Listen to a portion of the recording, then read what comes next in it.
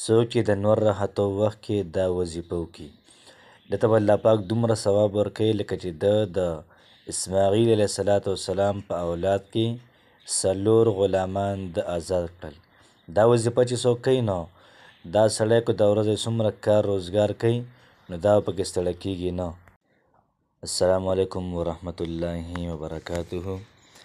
نن چې کومه وظیفه ده دا ډیره زیاته قیمتي وظیفه ده چې کله تاسو دا وظیفه واورئ تاسو ته پته ولګي چې څومره قیمتي وظیفه ده. نو چې کوم بنده دغه وظیفه کوي چې سار کله نور راهیږي نو دی الله اکبر ووایي، دی الحمدلله ووایي، لا اله الا الله ووایي او دغه شان سبحان الله ووایي. نو سبحان الله 33 پیرې، الحمدلله 33 پیرې، الله اکبر 34 پیرې. دا چې کم بنده روزانه وایي که د نور راحتو ټایم کې وایي نو دونه اجر و ثواب به میلاویږي لکه چې د اسماعیل علیه السلام په اولاد کې د 4 غلامان د آزاد کړي.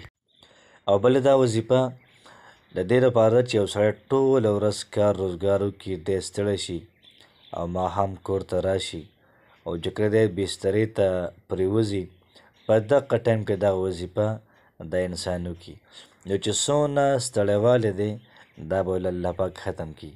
یا بله خبره کولی شي چې سهار له کله دی ځي کار له نو دی به حشاش بشاش دی ځي او دی به کار روزګار ښه صحیح کولی شي. یو ځل فاطمه رضی الله تعالی عنها نبي کریم علیه السلام خواله راغله نو هلته کې سړي نو دا ایساره شو نبي علیه السلام ولیده چې فاطمه راغلې وه. بیا پیغمبر علیه السلام ورغلی کور ته ورغلی چې فاطمه ولې راغلې وي نو هغې ورته وویل چې زه ټوله ورځ اوبهګان راچلوم کله څه کوم کله څه کومه نو که ما له یو څو غلامان راکړل نو زما کار به لږ آسان شي. پیغمبر علیه السلام ورته وفرمیل زه تاسو ته د غلام نه بهترین څیز وښیم. نو فاطمه رضی الله تعالی عنها ورته وفرمیل چې ضرور یې وښایې.